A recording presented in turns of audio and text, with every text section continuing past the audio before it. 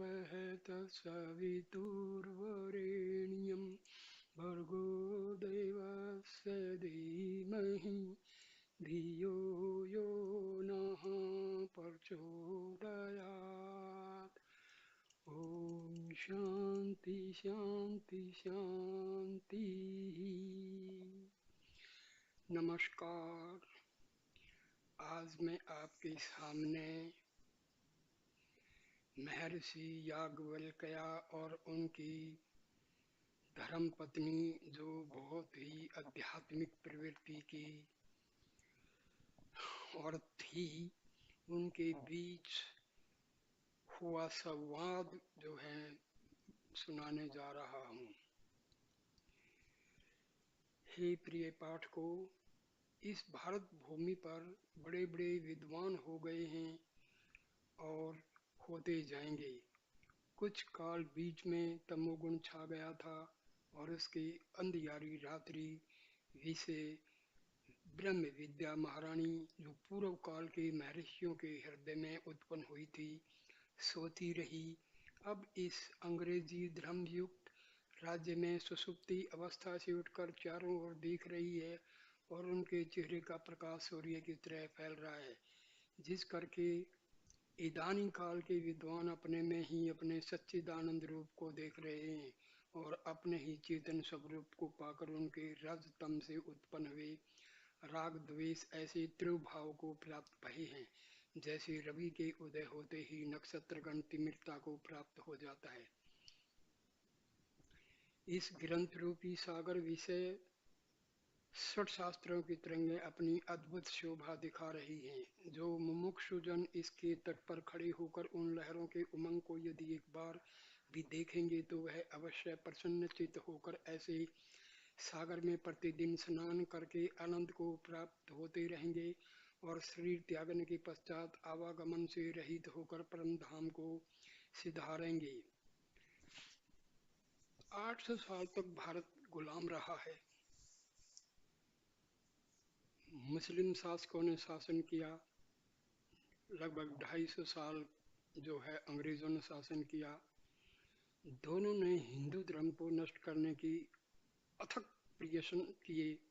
Library जो है जला दी, साहित्य को नष्ट कर दिया। आज बहुत सारे हमारे अति उत्तम ग्रंथ जो हैं उपलब्ध नहीं हैं। इन अत्याचारियों ने जो है हमारे ग्रंथों को, जो संस्कृत भाषा में थे, उनको जला दिया, नष्ट कर दिया। फिर भी भारत की जो संस्कृति है, धर्म धर्म की जो ज्वाला है, वो आज भी ज्वलंत है। भारत की ही संस्कृति, हिंदू धर्म ऐसा है जिसको आतात्यायी अपने अति अत्याचार के प्रवृत्ति से नष्ट नहीं कर पाई।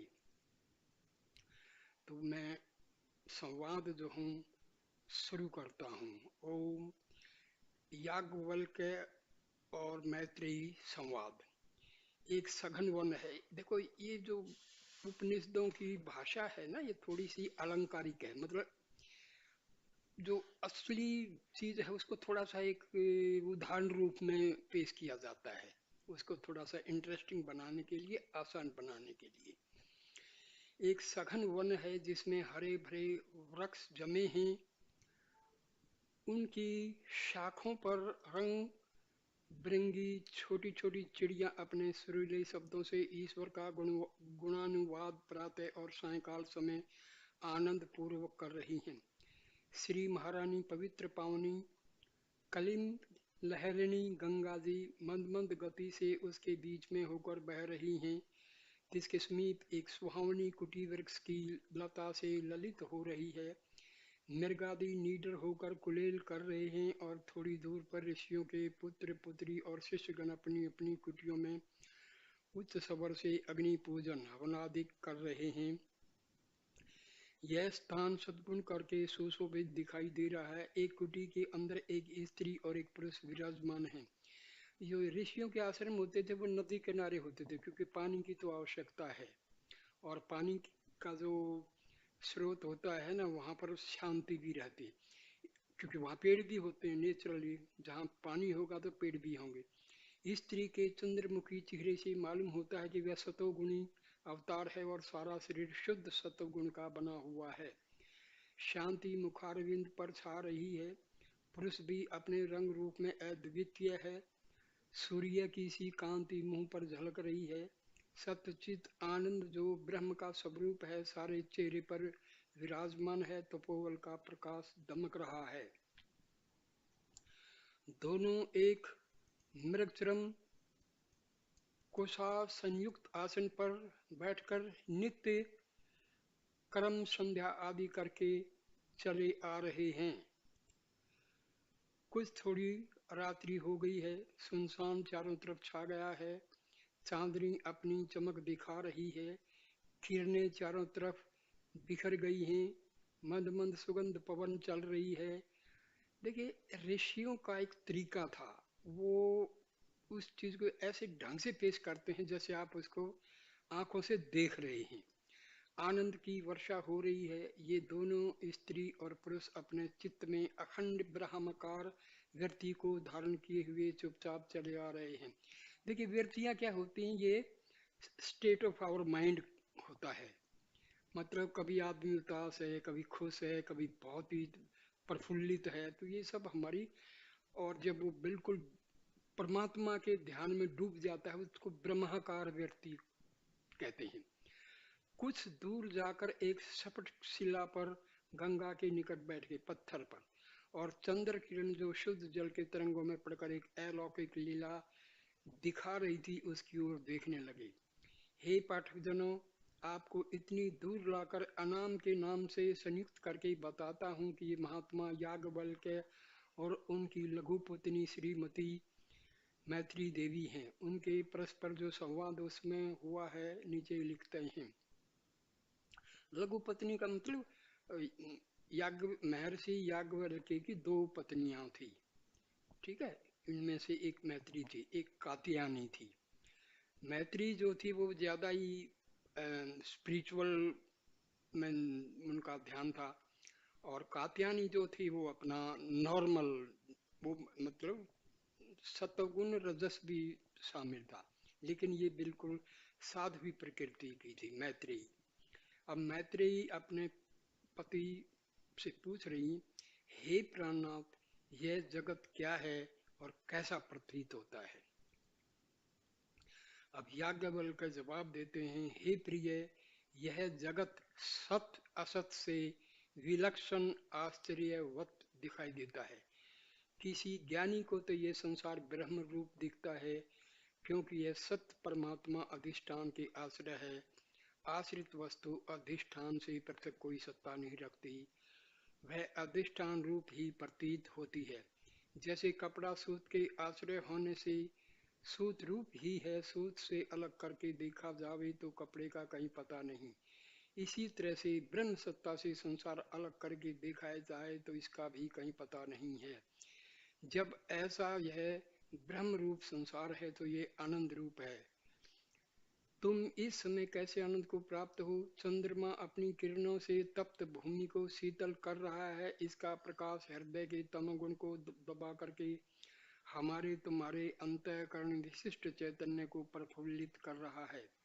शुद्ध गंगा जल की लहरों के साथ चंद्र प्रतिबिंब ऐसा मालूम होता है कि मानो ब्रह्म चैतन्य से अनेक जीव चेतन निकले चले आ रहे हैं।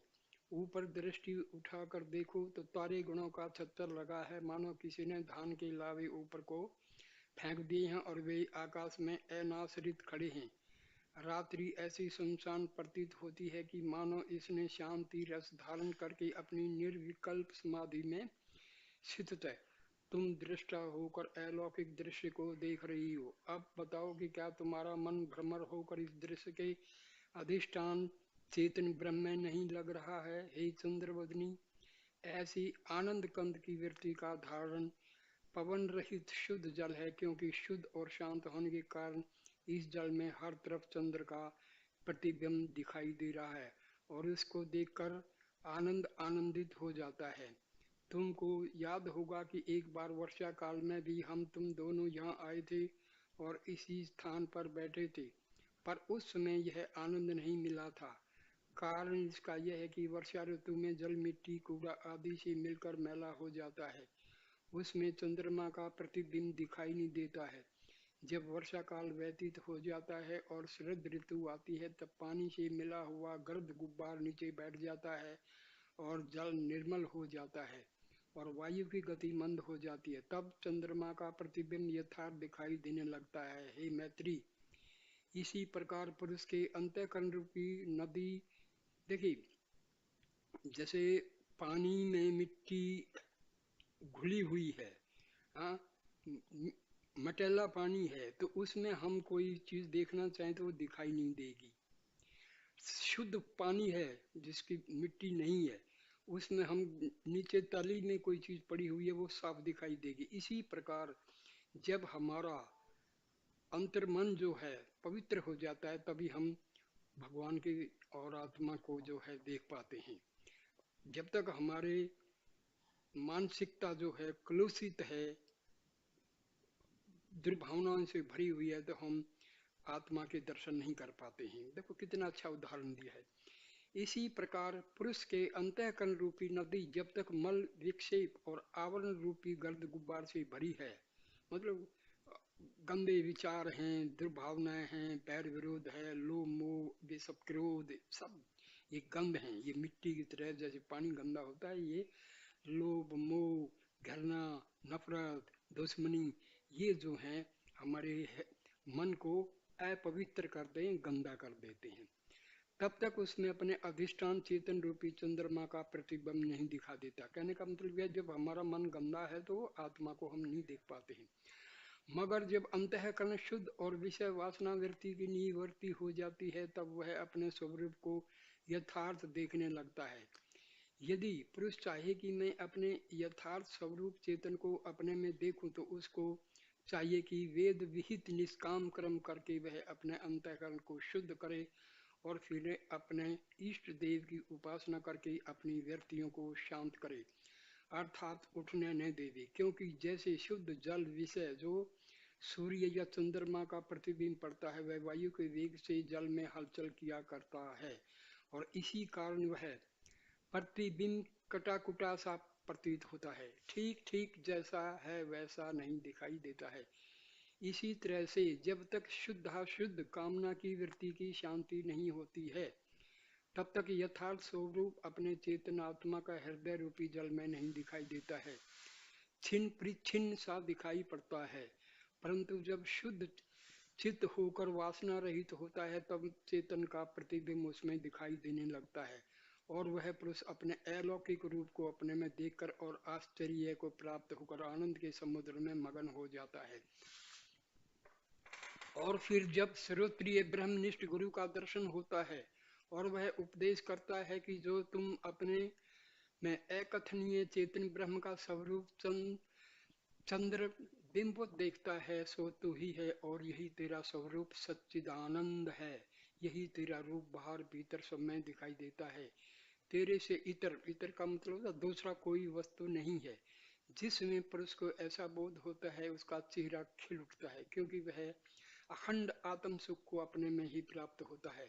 हे मैत्री, अब कहो, क्या तुम मेरे उपदेश करके अपने वास्तविक रूप को प्राप्त होकर के आनंद को प्राप्त हो या नहीं? और क्या तुमको संसार ब्रह्म स्वरूप नहीं दिखाई देता है? हे मैत्री, ऐसा जो सर्वव्यापी सर्वशक्तिमान परमात्मा है वही तुम्हारे मेरे और सब जीवों के शरीर में स्थित होकर विलास कर रहा है। वही अपने भक्तों के आनंद के लिए अनेक रूपों को धारण कर। देखो दोस्तों, क्या है, कुछ जो लोग अनुभवहीन थे, केवल पढ़ लिया, शास्त्र पढ़ लिया, वेद पढ़ लिया, उपनिषद पढ़ लिया, लेकिन अंदर ठंठन पाल थे, उन्होंने हमारे जो हिंदू धर्म का सबसे बड़ा नुकसान किया है। कोई सेल्फ रियलाइजेशन नहीं है, आत्म साक्षात्कार हुआ नहीं, ब्रह्म साक्षात्कार हुआ नहीं और उपदेशक बन गए और वो अपने ढंग से कुछ अपनी स्वार्थ सिद्धि के लिए, कुछ अज्ञानता के कारण लोगों को इतना भ्रमित कर दिया कि, क्योंकि झूठ को आप कब तक दूसरों को समझा पाएंगे? झूठ बोल बोल के तो आप दूसरों को उस रास्ते से भटका दोगे। यही हुआ है। देखो, ये जो आध्यात्मिक कोई भी चीज है उसको आपको सबसे पहले अनुभव करना है। आपको जब अनुभव हो जाएगा तो आपकी बात का दूसरों पर असर भी होगा, उनको फायदा भी होगा।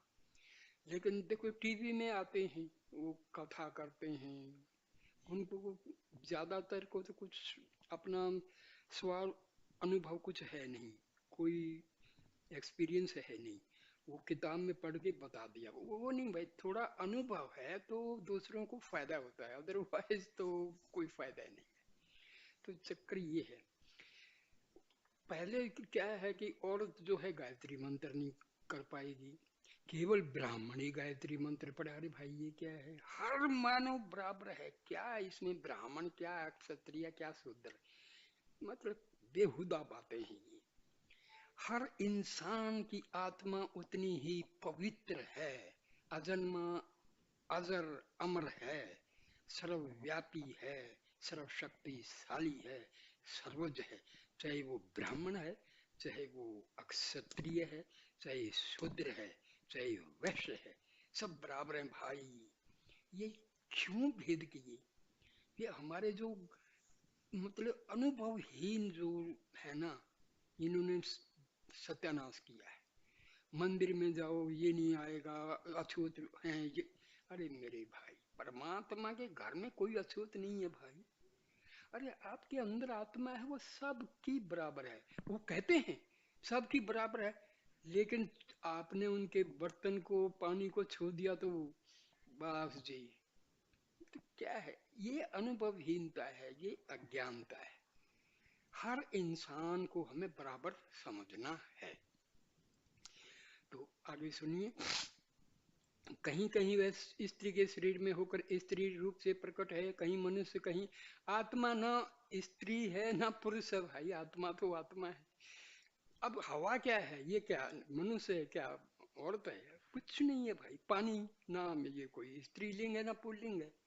तो वही आत्मा, आत्मा का कोई लिंग थोड़ा ही है कि स्त्रीलिंग है पुल्लिंग है। न न न न, कुछ नहीं है। कहीं घोड़े, कहीं शेर, कहीं बिल्ली होकर आनंद कर रहा है। जैसे जैसे जीवों के आकार होते हैं वैसे वैसे वह प्रतीत होता है।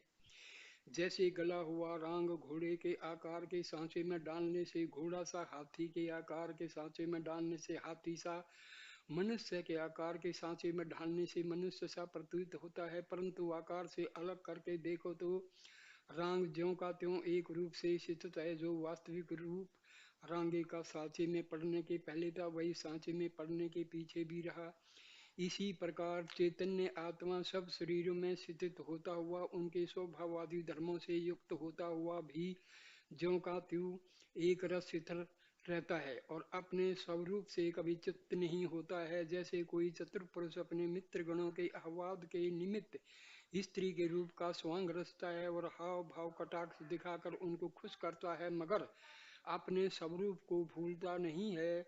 उसको ज्ञान बना रहता है कि मैं पुरुष हूँ, स्त्री नहीं हूँ, और न ही स्त्री का कोई धर्म मेरे विषय में है, और इस कारण उसको कोई खेद भी नहीं होता। मित्रगण जो उसके समीप में रहते हैं और उसके यथार्थ रूप को जानते हैं, वह उसके स्त्री रूप को देकर मोह को नहीं प्राप्त होते हैं, किंतु आनंद को प्राप्त होते हैं और उसके स्त्री बनने की कारीगरी स्वांग की प्रशंसा करते हैं।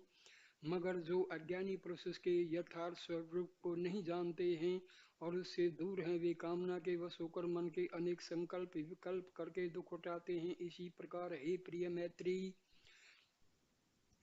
पर, परमात्मा ब्रह्म सच्चिदानंद निर्विकार असामान्य कार्यानिमित्त और भक्तों के आनंदार्थ और धर्म स्थापनार्थ अपने वास्तविक समष्टि सामान्य रूप से उतरकर विशेष व्यष्टि रूप को धारण करता है और राम कृष्ण आदि अवतारों के नाम से विदित होता है। उनके यथार्थ रूप को वही जानते हैं जो उनके मित्र हैं, अर्थात उनके भक्त हैं और उनके समीप बैठने वाले हैं, यानी उनके सगुण रूप को अपने चित्त में स्थित करके अहरनी दिव्य दृष्टि से देखते रहते हैं। और जो अहंकारी मान मद से भरे हुए हैं, जैसे रावण, दुर्योधन आदि, वे उनकी समर्थ और शक्ति को न जानकर उनकी निंदा करते हैं। पर हे मैत्री, वह परमात्मा उनकी निंदा को सुनते हुए और उनके तुच्छ कौतुकों पर हंसते हुए उनके चित्त में वसने के कारण, क्योंकि वे उनको सदा वैर भाव से चिंतन करते रहते हैं, उनको अंत समय में सुगति को प्राप्त करके मोक्ष कर देता है। हे मैत्री, जब दुष्ट पुरुषों का परमात्मा कल्याण करता है,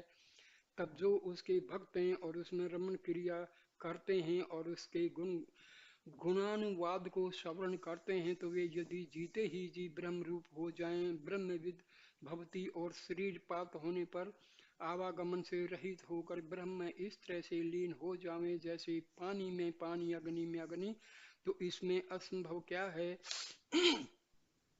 हे मैत्रेयी, देखो मैं तुमको उदाहरण देकर समझाता हूँ, ध्यान देकर सुनो। अगर एक टुकड़ा लोहे का लेकर विचार के साथ देखो तो तुमको मालूम होगा कि वह आकाश तत्व से पूर्ण है, यानी उसके ऊपर नीचे बाहर भीतर आकाश व्याप्त है। आकाश वह है जो और वह वस्तुओं को अपने आने की जगह दे। अगर इस लोहे के टुकड़े को अग्नि में डाल दिया जाए तो अग्नि का गुण उष्णता और लाल रंग उसमें समा जाएगा। अगर लोहे में आकाश तत्व न होता तो अग्नि की उष्णता और अरुणता उसमें प्रवेश न करती। अगर इस अति सूक्ष्म टुकड़े कर डालो तो भी हर एक टुकड़े में आकाश अवश्य व्याप्त होकर रहेगा, क्योंकि आकाश अति सूक्ष्म है और इसी कारण से व्यापक है, और यही आकाश आत्मा का शरीर कहा गया है। आत्मा अधिष्ठान होने से और शरीर अध्यस्त होने से एक दूसरे से पृथक नहीं है। जो कुछ चैतन्य आत्मा अधिष्ठान में अध्यस्त है वह दृश्य है, और दृश्य पंच तत्वों से बना है, और पांचों तत्व कार्य धारण करके स्थित हैं, और कार्य कारण से अलग रह नहीं सकता है। यह नियम है। इसलिए जब कार्य का लय होगा तो अपने कारण में ही लय होगा। पृथ्वी का कारण जल है, पृथ्वी जब लय होगी तो अपने कारण जल में लय होकर जल रूप ही हो जाएगी। इसी प्रकार जल अग्नि में होकर अग्नि रूप हो जाएगा, अग्नि वायु में लय होकर वायु रूप हो जाएगा, और वायु आकाश में लय होकर आकाश रूप हो जाएगा, और आकाश चैतन्य में लय होकर चैतन्य रूप हो जाएगा। क्योंकि पृथ्वी का कारण जल और जल का कारण अग्नि और अग्नि का कारण वायु और वायु का कारण आकाश और आकाश का कारण चैतन्य आत्मा ब्रह्म है। और क्योंकि अध्यस्त अधिष्ठान से पृथक नहीं रहता है, इसलिए हम तुम यावत शरीरधारी अध्यस्त हैं सब ब्रह्म रूप ही है। जिस परमात्मा की सत्ता करके यह शरीर स्थित है और जो शरीर के अंदर व्यापक है, उसी का ध्यान और अनुभव करना चाहिए। यह शरीर पंच तत्वों से कार्य कारण करके बना है। यह काल पाकर प्रारंभ कर्म भोगने के लिए उत्पन्न होता है, और जब प्रारब्ध कर्म की समाप्ति हो जाती है तब यह शरीर नष्ट हो जाता है। प्रारब्ध जो कर्म होते हैं वो कर्म हैं जो हमने पिछले जन्मों में किए थे, अब उनका फल हमको मिल रहा है। प्रारब्ध नेगेटिव है तो हमें दुख मिल रहा है, पॉजिटिव है तो हमें अच्छा मिल रहा है। संचित कर्मों का वो भाग जो इस जन्म में हम भोग रहे हैं वो प्रारब्ध है, और आगामी कर्म वो होते हैं जो अब हम डेली कर रहे हैं तो वो कर्म बनते चले जाते हैं। ठीक है। और संचित जो पिछले जन्मों के कर्म इकट्ठे हो गए वो संचित कर्म है, और उन संचित कर्मों का ही एक भाग प्रारब्ध है, जिसको हम किस्मत कहते हैं, फेट कहते हैं, डेस्टिनी कहते हैं। तो ये है, ये सब सच है, इसमें कोई दो राय नहीं, ये झूठी चीजें नहीं। हे मैत्री, अगर तुम भली प्रकार विचार करके देखोगी तो चैतन्य आत्मा जो जीव भाव से इस शरीर में स्थित है वह तीनों शरीर, स्थूल सूक्ष्म कारण। स्थूल जो हमारा शरीर है, फिजिकल बॉडी जिसको बोलते हैं, जिसमें हड्डियां हैं, मांस है, चमड़ी सब मिला के। सूक्ष्म शरीर में जो है हमारा मन आता है, बुद्धि आती है, ईगो आता है, 5 मुख्य प्राण आते हैं, 5 उप प्राण आते हैं, 5 कर्मेंद्रिय, 5 ऑर्गन्स ऑफ परसेप्शन, ज्ञानेन्द्रिय जिसको हम बोलते हैं। तो ये इन चीजों से जो बना है ये बना है सूक्ष्म शरीर। कारण शरीर जो है वो है हमारा, एक्चुअली ईगो मैंने वहां गलत बोल दिया। ईगो और हमारा जो आत्मा है, आत्मा कारण शरीर में है। सूक्ष्म मन को इंग्लिश में एस्ट्रल बॉडी बोलते हैं, सटल बॉडी बोलते हैं। जब इंसान की मृत्यु होती है तो आत्मा के साथ में सूक्ष्म शरीर भी निकल जाता है, जिसके अंदर माइंड होता है, जिसके अंदर संस्कार भरे होते हैं। अगला जब जन्म लेता है इंसान तो वो उसका जो चित्त है, मतलब जैसे कंप्यूटर की है ना मेमोरी, तो वो मेमोरी है चित्त, वो साथ में जाता है। तो इनको मैं किसी दूसरे वीडियो में कभी अच्छी तरह से एक्सप्लेन करूंगा, बहुत बहुत ही इंटरेस्टिंग चीजें हैं। सो शरीरों स्थूल शरीर, सूक्ष्म शरीर कारण शरीर से पृथक है। जब कोई पुरुष ऐसा अनुभव करता है कि जब मैं युवा था तब मैं मोटा था, गोरा चिट्टा था, अब बूढ़ा होने से बिल्कुल, देखो ये बुढ़ापा आ गया, जवानी आ गई, बचपन था वगैरह वगैरह, ये चीज ये हमारे किसमें इफेक्टिव हैं? फिजिकल बॉडी में, ठीक है। एस्ट्रल बॉडी और कॉजल बॉडी, जिसको कारण शरीर हम बोलते हैं, उस पर कोई फर्क नहीं पड़ता है। और सांवला हो गया हूँ, अब जिस शक्ति करके वह पुरुष अपने मोटे दबले गोरे चिट्टे सावले शरीर का अनुभव करता है, वह अनुभव करने वाली शक्ति अनुभव की हुई वस्तु और शरीर से पृथक है। इस न्याय प्रमाण से कि घटा दृष्टा घटा भिन्न, घट का देने वाला घट से अलग रहता है, इसलिए यह सबूत करता है कि चैतन्य आत्मा जो शरीर के अंदर है वह स्थूल शरीर से पृथक है। क्यों? शरीर का दृष्टा है हे मैत्री। पांच कर्मेंद्रिय, पांच ज्ञानेंद्रिय, पांच प्राण, मन, बुद्धि, चित्त, अहंकार, इनके समुदाय को हम क्या कहते हैं? सूक्ष्म शरीर कहते हैं। एक सूक्ष्म शरीर से भी चैतन्य आत्मा पृथक है। जब कोई पुरुष कहता है कि मैं आंखों करके पहले अच्छी तरह से देखता था, अब नहीं देख सका, मेरी आंखें शक्तिहीन हो गई, अब मेरे प्राण चलते चलते थक जाते हैं, मेरी यावत इंद्रियां हैं सब कमजोर हो गई हैं, अब जिस शक्ति करके अपने लिंग शरीर के कमजोर और अच्छा होने का अनुभव करता है, वह शक्ति अनुभव की वस्तु यानी लिंग शरीर से लिखे हुए न्याय प्रमाण करके, लिंग शरीर एस्ट्रल बॉडी, सूक्ष्म शरीर पृथक है। मूला ज्ञान या मूल प्रकृति या माया कारण शरीर है, क्योंकि इसके कारण शरीर और देखो माया, माया एक बहुत ही इंटरेस्टिंग शब्द है। माया भगवान की एक शक्ति है जिससे ये संसार पैदा हुआ है। माया जो है ये भगवान की एक शक्ति है जिसके कारण सृष्टि की रचना की है परमात्मा ने। सो क्योंकि इसके कार्य सूक्ष्म शरीर और स्थूल शरीर हैं, यह अति सूक्ष्म रूप से चैतन्य आत्मा में लय रहती हैं और परमात्मा के इच्छा मात्र से शब्द स्पर्श रूप रस गंध आकाश वायु अग्नि जल पृथ्वी होकर सृष्टि को रचते हैं। जब कोई पुरुष सोकर उठता है और उसका मित्र पूछता है कि कहो भाई रात्रि कैसी कटी, तो जवाब देता है कि ऐसे आनंद से सोया कि खबर तक न रही। यह सब साबित करता है कि पुरुष सुषुप्ति अवस्था में एक तो आनंद को अनुभव किया और दूसरे बेखबरी को। देखो सुषुप्ति में आनंद का अनुभव क्यों होता है कि उस टाइम हमारा जो मन है वो निष्क्रिय बन जाता है। सपने आते हैं वो एक अलग बात है, और उठ करके जो ये कहा कि मैं ऐसा आनंद से सोया कि खबर नहीं रही, यह स्मृति ज्ञान है और स्मृति ज्ञान अनुभव की हुई यह देखी हुई वस्तु की होती है। जिस शक्ति करके पुरुष ने सुषुप्ति में ऐसा अनुभव किया कि ऐसा सोया कि खबर न रही, वह शक्ति अनुभव की हुई वस्तु आनंद और अज्ञानता यानी कारण शरीर से पृथक है। ऐसी यह शक्ति मैं या अहम है। यह तीनों शरीर में चैतन्य आत्मा एक रस सदा ज्यों का त्यों बना रहता है। मैं बालक था, मैं जवान था, मैं बूढ़ा हूँ, मैं जागता था, मैं स्वप्न देखता था, मैं स्थित हूँ, मैं चला जाऊंगा। जो मैं की बालक में था वही मैं, जवानी में था वही, उसका कोई फर्क नहीं पड़ेगा, चाहे जवानी हो, बुढ़ापा हो या जैसा, आत्मा सब वही रहती है। वही मैं अब स्थित हूँ, वही मैं चला जाऊंगा। हे मैत्री, यह तुम्हारा रूप है, तुम इस शरीर से पृथक स्थित हो। इस शरीर के नाश होने से तुम्हारा नाश नहीं है, न कभी तुम पैदा हुई हो। देखो हमारी सबसे बड़ी अज्ञानता क्या है, हम अपने आप को शरीर से आइडेंटिफाई कर लेते हैं, दैट इज इग्नोरेंस।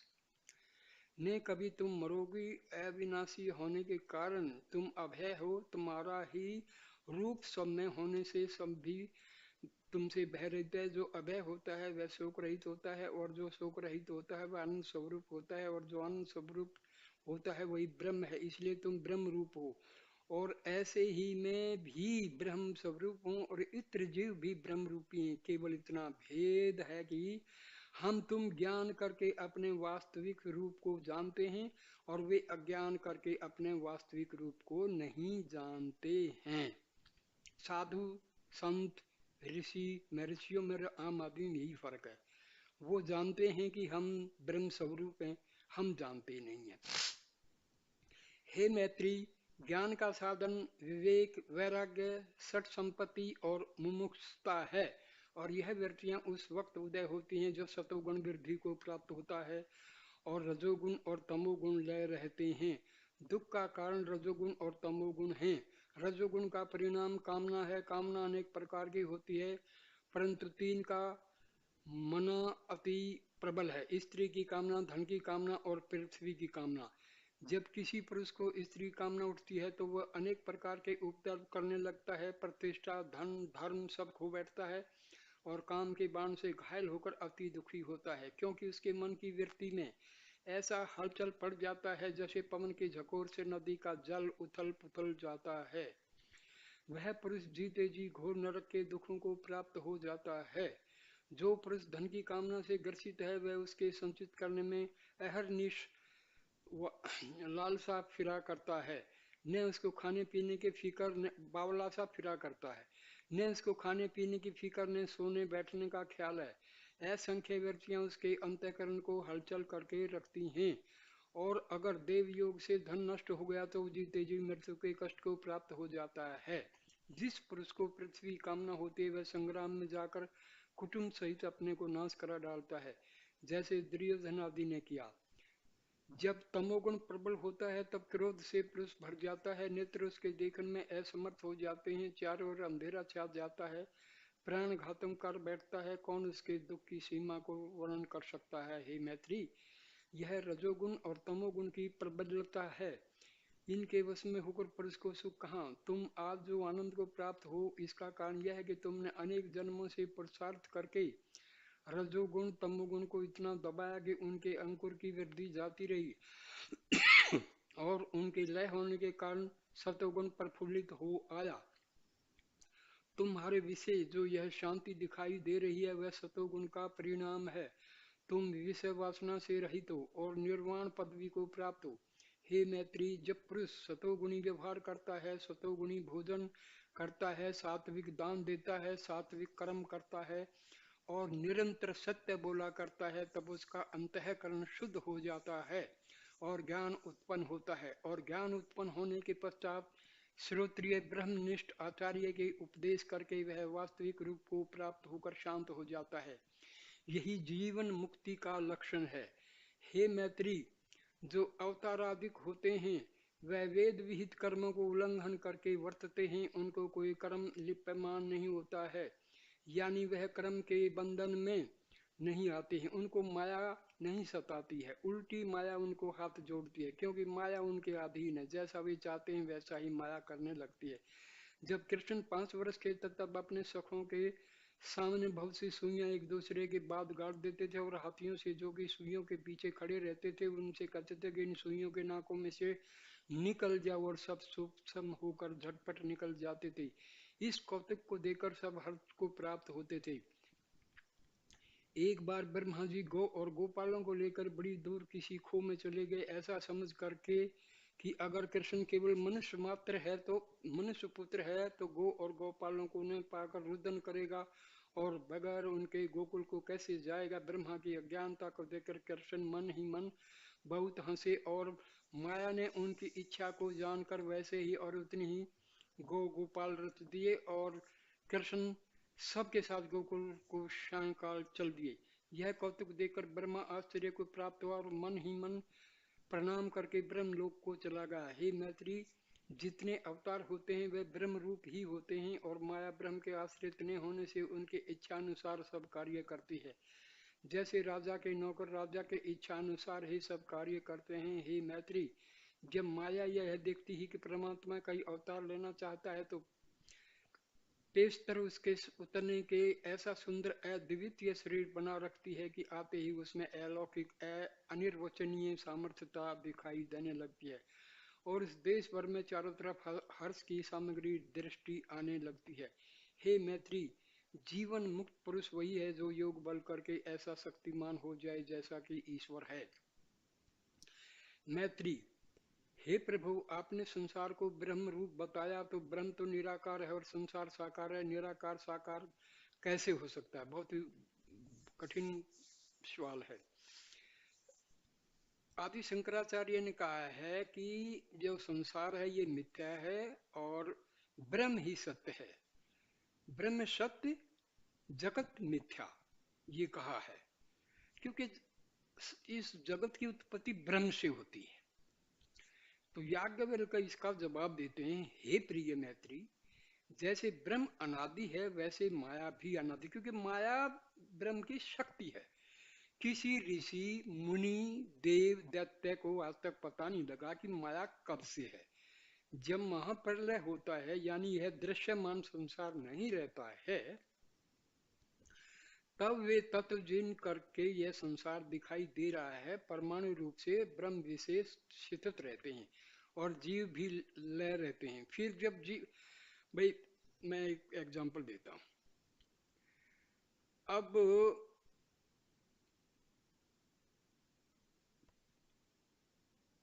एटम में से वर्क फंक्शन लगा के इलेक्ट्रॉन्स को हम बाहर कर देते हैं तो इलेक्ट्रिक करंट उत्पन्न होता है। Okay, when we apply potential difference to a conductor, so electrons are extracted from the atoms and these electrons constitute the electric current. ये हम जानते हैं, लेकिन जब हम आत्मा की बात करते हैं तो लोग डाउट करते हैं, ये सब यार ये सब क्या। अरे मेरे भाई, जब एक एटम आपको दिखाई नहीं देता है, इलेक्ट्रॉन आपको दिखाई नहीं देता है, लेकिन जैसे ही डायनामो चला, कॉइल घूमी मैग्नेट के बीच में, तो करंट कहां से आ गया भाई?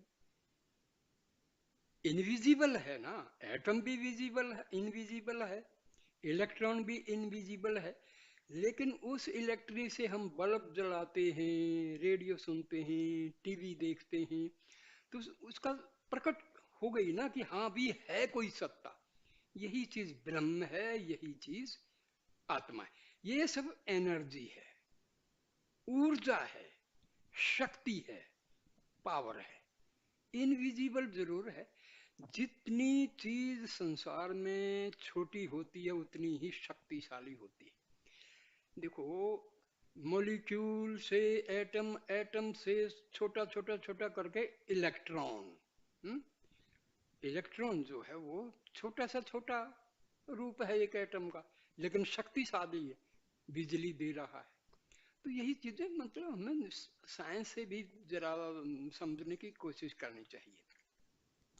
अब आयरन फाइलिंग्स हैं, मैग्नेट लाएंगे तो अट्रैक्ट हो जाएगा, शक्ति तो उसके अंदर एटम जो मैग्नेट है, इसका प्रमाण हमें जो आयरन फाइलिंग जो अट्रैक्ट होते हैं। तो भैया यही चीजें हैं। जैसे इलेक्ट्रिसिटी में तो हम कहते हैं negative charge attract the positive charge, लेकिन स्पिरिचुअलिटी में जरा ये लॉ डिफरेंट है। Positive attracts positive and negative attracts negative. जो मतलब ये लगा लो, सात्विक प्रवृत्ति के लोग सात्विक प्रवृत्ति के लोगों को ही पसंद करते हैं। Like attract the like. Okay, बिजली का जरा अलग है, वहां पर positive and negative they are attracting each other, but in spirituality like attracts the like. Okay, so ये चीजें हम साइंस से समझ सकते हैं एग्जांपल देके। पहले ब्रह्म से 3 गुण रज तम सत्व निकलते हैं। इनकी साम्य अवस्था को प्रकृति कहते हैं। प्रकृति से महतत्व, महतत्व से अहंकार, अहंकार से पंच तन्मात्रा, शब्द रूप रस गंध वगैरह, और पंच तन्मात्रा से पंच महाभूत आकाश वायु अग्नि जल पृथ्वी, फिर अहंकार से 5 कर्मेंद्रिय हाथ पांव लिंग गुदा वाणी, 5 ज्ञानेंद्रिय आंख कान नाक तत्व जीवा, मन बुद्धि चित अहंकार, और 5 प्राण, 5 प्राण अपान समान व्यान उदान।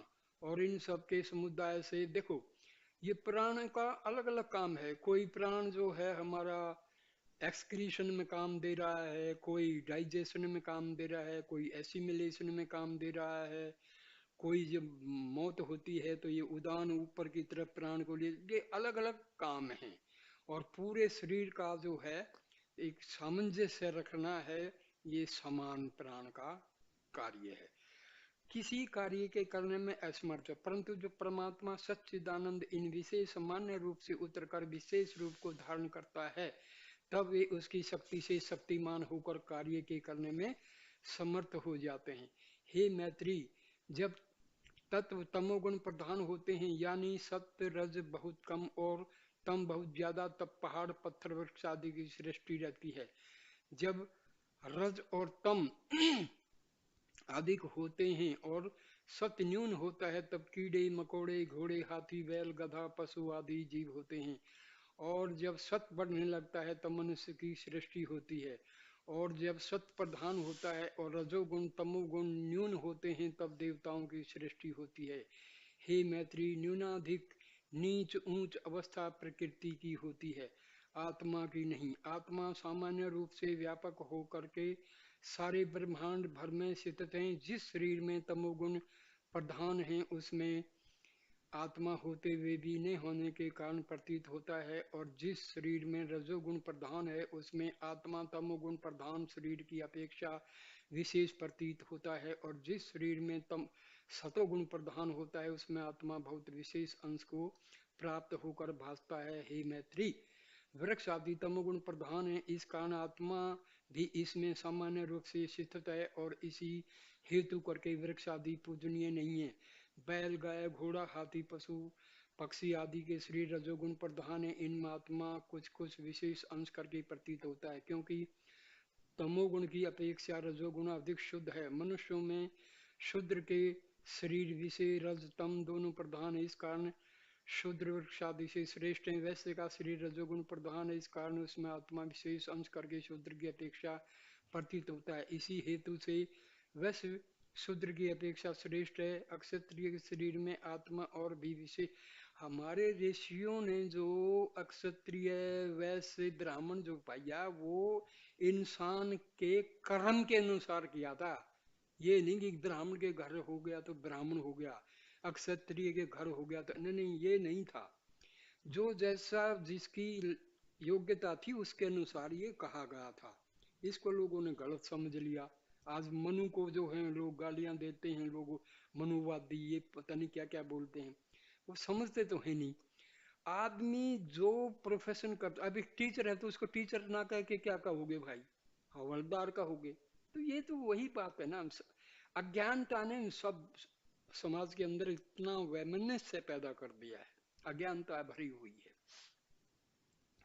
और यही हेतु करके अक्षत्रिय वैश्य और शूद्र दोनों से श्रेष्ठ है। ब्राह्मण का शरीर सतोगुण प्रधान है, इसी कारण इसमें आत्मा पूरे विशेष अंश से प्रतीत होता है, और इसी हेतु से ब्राह्मण अक्षत्रिय वैश्य और शूद्र तीनों से श्रेष्ठ है। और ब्राह्मणों में जो श्रोत्रिय ब्रह्मनिष्ठ आचार्य है, यानी जिन्होंने वेद विहित कर्म करके अपने अंतकरण को शुद्ध किया है और उपासना करके मन के संकल्प विकल्प वृत्तियों को शांत किया है, और वे वेदांत के ग्रंथों को अध्ययन करके ज्ञान को प्राप्त हुए हैं और सतगुरु के उपदेश करके अपने वास्तविक स्वरूप में स्थित हुए हैं, उनके अंतःकरण में आत्मा हस्तामलकवत प्रतीत होती है, और इसी हेतु करके ये आचार्य सबसे श्रेष्ठ समझे जाते हैं, और इनकी पदवी ब्रह्म के तुल्य होती है। इनके पूजने से वही फल होता है जो ब्रह्म के पूजने से होता है। मैत्री, अगर मिट्टी के घड़े में दीपक या मोमबत्ती जलाकर रख दो तो उसका प्रकाश बाहर नहीं दिखाई देता है। कारण यह है कि मिट्टी तमोगुण प्रधान है। परंतु मिट्टी को क्रम से जब लैंप या फानुस बनाया जाता है और उसके अंदर जब जला हुआ दीपक या मोमबत्ती रख दिया जाता है तो उसका प्रकाश बाहर अपने असली प्रकाश से भी ज्यादा दिखाई देता है। कारण यह है कि मिट्टी तमोगुण से सतोगुण को प्राप्त होकर लैंप की सूरत को ग्रहण किया है। हे मैत्री, जिन जिन शरीरों में अंतकरण जितना जितना शुद्ध है उतना ही वह श्रेष्ठ माननीय पूजनीय होता है। हे मैत्री, तुम्हारा अंतकरण ऐसे ही शुद्ध है जैसे शरद ऋतु में नदी का जल शुद्ध होता है, और इसी कारण तुम्हें विषय चंद्र झलक रहा है। और इसी हेतु देखो, महर्षि याज्ञवल्क्य वेदों के रचयिता के ऋषियों में शामिल हैं। ध्यान रखना, महाराजा जनक जो थे उनके भी ये मतलब दरबार में हमेशा शास्त्रार्थ में हिस्सा लेते थे। और ये जब भी कोई शास्त्रार्थ होता था याज्ञवल्क्य सबको हरा दिया करते थे। ये याज्ञवल्क्य बहुत बहुत महान महर्षि ऋषि हुए हैं। तो इनकी एक एक बात जो है वेद का वाक्य है, क्योंकि इन्होंने यजुर्वेद का तो पूरा रचना की है। हे मैत्री, शक्तिमान अधिष्ठान होने के कारण अध्यस्त भी शक्तिमान होता है। चैतन्य आत्मा शक्तिमान है, इसीलिए माया जो उसके आश्रित है वह भी शक्तिमान है। दोनों मिलकर अंधाधुंध मचा रखा है। माया भोग देने से हटती नहीं है और चैतन्य पुरुष भोगने से हटता नहीं। माया स्त्री होकर भोग्य है और चैतन्य आत्मा पुरुष होकर उसका भोगता है। जैसे समुद्र की लहरें कुलेल करती हैं वैसे स्त्री पुरुष परस्पर पीड़ा कर रहे हैं। दृष्टा दृश्य का तमाशा हो रहा है। बाहर निकल कर देखो तो हजारों कोस तक अन्न ही अन्न, फल ही फल, घास ही घास दिखाई दे रहा है, और मालूम होता है कि पृथ्वी उनके भार से नीचे को धसी जा रही है। पर थोड़े दिनों में जीव रूप ब्रह्म सबको भक्षण कर डालता है और उनका पता नहीं लगता, और फिर थोड़े ही दिनों में माया ज्यों का त्यों चारों ओर हरा भर कर देती है।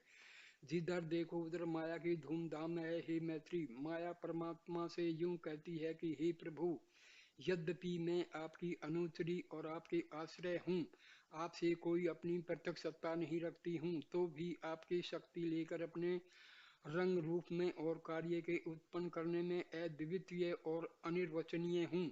और जो कुछ करती हूँ आपके भोगार्थ और हर्षार्थ करती हूँ। भला आप शयन सैया से उठकर आंख खोलकर ऊपर को देखिए, कैसे नक्षत्र गणों का छत्र लगा है, मानो आकाश में मुक्ताफल मोती अपने लड़ियों से बिखर गए हैं। दक्षिण ओर समुद्र की तरफ देखिए तो जल का आदि अंत नहीं है। लहरें उसमें ऐसी छलांग मार रही हैं वे मानो सूर्य चंद्र का अधिक देवताओं के चरण छूने की अभिलाषा कर रही हैं। उत्तराखंड की तरफ जो देखिए तो पहाड़ों के ऊपर ऊपर को उठे चले जा रहे हैं, मानो ग्रहादिकों के हृदय की रोकने का पुरुषार्थ कर रहे हैं, क्योंकि उनकी भोग सामग्री अहंकार युक्त पर्वतों को क्लेश दे रही है। पूर्व की ओर देखिए तो प्रातःकाल सूर्य ऐसे प्रिय और हर्ष का देने वाला वर्षा ऋतु में खास करके निकलता है कि मानो कुंद इंदु समदेह धारण किए हुए शिव उमा सहित कनक रथ पर सवार हुए कैलाश से बैकुंठ को गगन मार्ग होकर चलने को तैयार हैं, और ज्ञान नेत्रों करके भूमंडल के तम को हटा रहे हैं।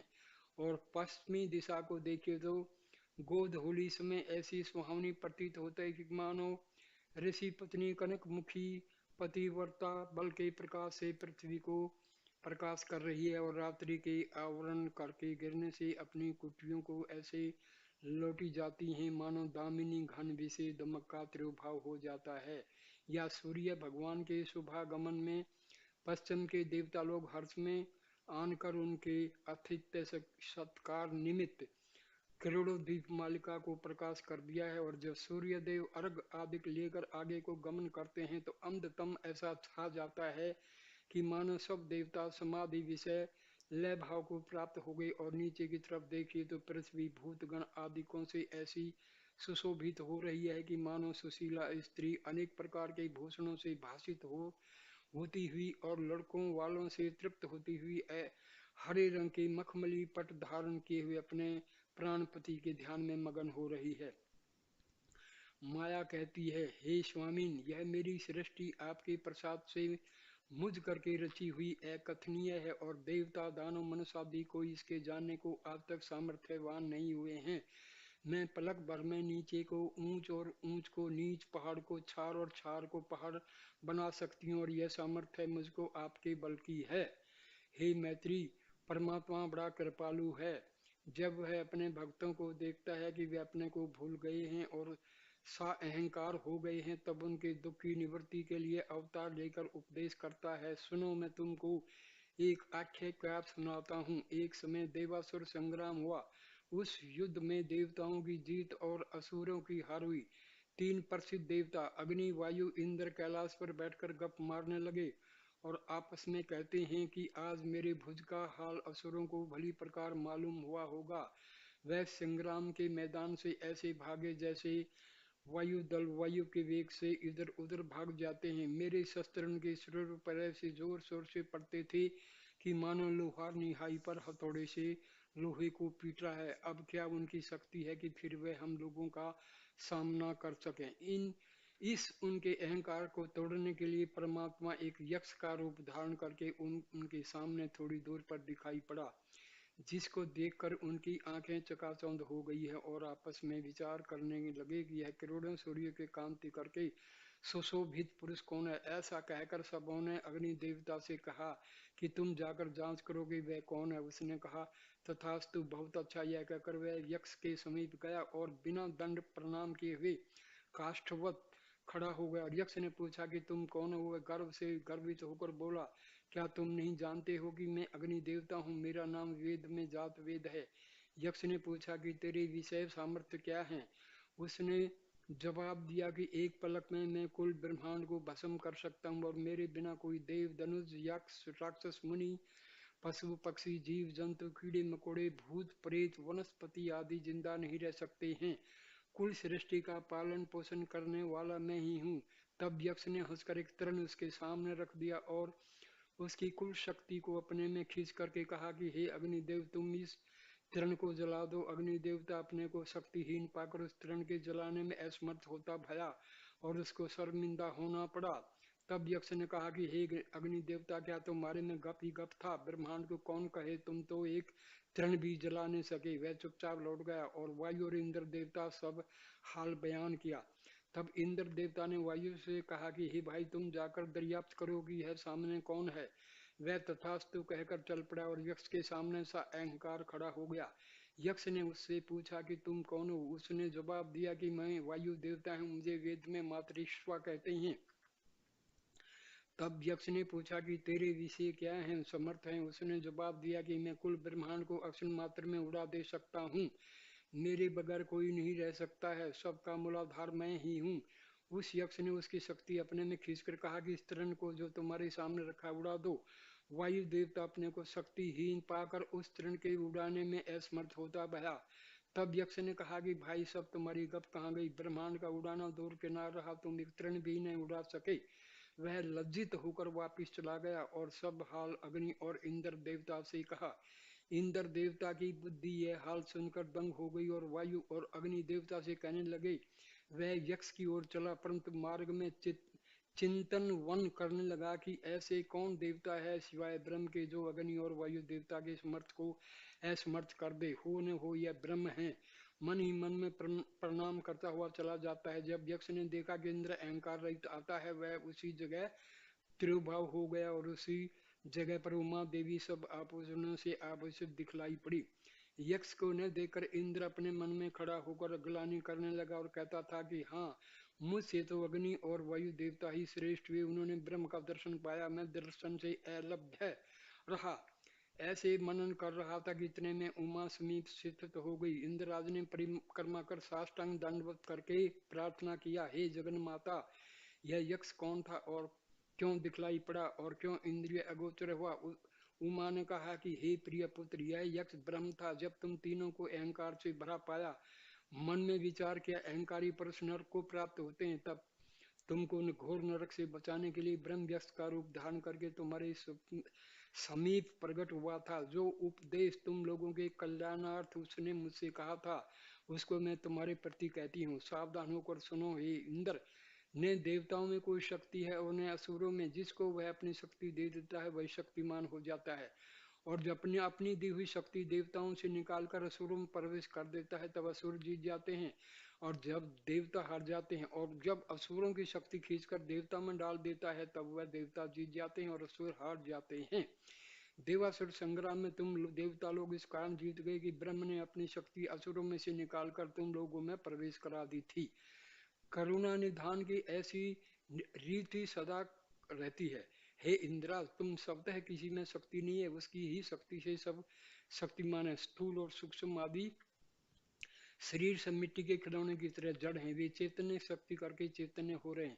उसी की कृपा दृष्टि करके रंग कुबेर हो जाते हैं और एक दिन दुख पर्दा चक्रवर्ती महाराज हो जाता है। और जब परमात्मा अपनी शक्ति उठा लेता है तब चक्रवर्ती महाराज कारागार में पड़ जाता है और धन्नारे द्वार द्वार भीख मांगता फिरता है। हे पाठक जनों, हे मित्र गणों, इस उमाकृत उपदेश पर ध्यान देकर चलो, इसमें तुम्हारा कला।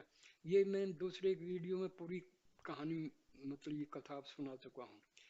हे मैत्री, परमात्मा की विभूति जो विचित्र माया करके उत्पन्न होकर स्थित है उसका अंत नहीं। जितना ही उसके अभ्यंतर प्रवेश करो उतना ही वह द्रव्येय होती जाती है। जितने ही उसके कार्य के सूक्ष्मता ब्रह्म से संबंध रखती है उतनी ही आश्चर्य और अद्भुत चरित्र को देखने में आते हैं। मैत्री, तुमको याद दिलाता हूँ कि एक बार हम तुम दोनों इस वन से निकलकर बाहर गए थे। बसंत ऋतु अपनी चमत्कारी दिखा रही थी और चारों तरफ फूल फूल रहे थे। हर एक अंग में अनंग अपनी शोभा दिखा रहा था। एकाएक तुम्हारी हमारी आंखें सामने के मैदान में जा पड़ी तो क्या देखा कि दो राजाओं की सेना जीत की अभिलाषा में उमंग होते हुए अपनी अपनी सेना लिए हुए खड़े हैं। सिपाही ऐसे खड़े हैं मानो घटा छा गई है। हाथियों की लाइन ऐसी बंदी है मानो काले पहाड़ खड़े हुए हैं। घोड़े पवन से बातें कर रहे हैं। नगन तलवारों की चमचमी ऐसी होती है मानो बिजली बादल में चमक रही है। सूरवीरों के गोरे चेहरों पर ऐसे उमंग छाई थी कि मानो गुलाब के फूल खिले हुए हैं। शंखों के सिग्नात होते ही दोनों सेना मैदान में झुक पड़ी और खचाखच होने लगी। हाथियों पर से तीर सनासन ऐसे चलने लगे मानो वर्षा ऋतु में बादलों से पानी बरस रहा है। चंद्रहास पुरुषों की हड्डियों पर ऐसे कटा रही थी मानो लोहार सथुनों पर घन मार रहे हैं। एक एक पहर बाद जब संग्राम समाप्त हो गया तो देखा कि लाशों की ढेर लग गई है और जो हाथी पर्वताकार मद मद होकर खड़े उनके गीदन भक्षण कर रहे हैं। जो घोड़े वायु को पछाड़कर जाने वाले थे अपने चल बल में किसी को समझते नहीं थे, श्वास रहित होकर घोर निद्रा में सो रहे हैं और उनके आंख मुंह नाक को चींटियां बह रही होकर भक्षण कर रही हैं। योद्धा लोग जो भूषणों से आभूषित थे और वीर रस में मस्त थे वे युद्ध भूमि की सैया पर अहंकार मान मत्सर त्यागे हुए उदासीन पड़े हैं और उनके सुंदर मुखों को गिरह नोच कर खा रहे हैं। हे मैत्री, देखो, एक सूक्ष्म शरीर के निकल जाने से स्थूल शरीर की क्या गति हो जाती है। यह सूक्ष्म शरीर 5 कर्म इंद्रिय, 5 ज्ञान इंद्रिय, 5 प्राण और मन बुद्धि चित्त अहंकार के मेल से बना हुआ है। यह आत्मा के संबंध से एक ऐसा शक्तिमान है और इस सूक्ष्म शरीर के बल को लेकर यह स्थूल शरीर कैसी बलि और चंद्र और सूर्य की कांति को शर्माने वाला प्रतीत होता है। यह लंग शरीर माया का कार्य है। हे मैत्री, अनुभव करो कि कैसे यह माया बलवान है। आप मैत्री पूछती हैं, हे भगवान, माया को सविस्तार कहिए जिससे इतर पुरुष मेरे और आपके संवाद को पढ़ या सुनकर उससे और उसके कार्य से अपनी व्यक्ति को खींचकर चैतन्य आत्मा में लगावे और अपने सच्चिदानंद स्वरूप को प्राप्त हुए। याज्ञवल्क्य का जवाब देते हैं, हे मैत्री सुनो, माँ के माने संस्कृत में नहीं के हैं और या के माने संस्कृत में जो के हैं। जो नहीं है पर प्रतीत होता है वही माया है। न ये सत्य है और न ये असत्य है। सत्य उसको कहते हैं जो सदा एक तरफ रहे, जिसमें कोई भेद कभी नहीं होवे। और असत्य वह है जिसकी स्थिति किसी काल में होवे, किसी काल में न हुए। अज्ञान अवस्था में भाषे पर ज्ञान अवस्था में उसका पता नहीं लगे।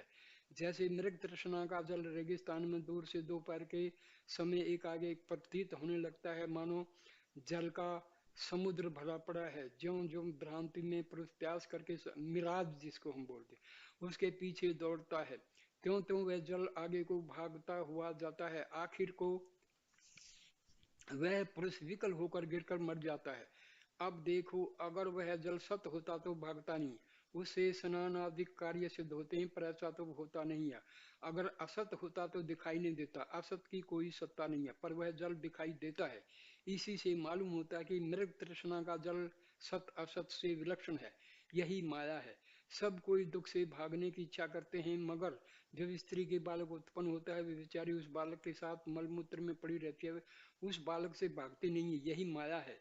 हम सबको देखते चले जाते हैं कि हजारों स्त्री पुरुष मर गए, पर हम यही सोचते हैं कि हम सदा जिंदा रहेंगे और सहस्रों वर्ष के वास्ते सामान तैयार करते हैं, पर उसके यत्न में जान भी खो बैठते हैं। यही माया है।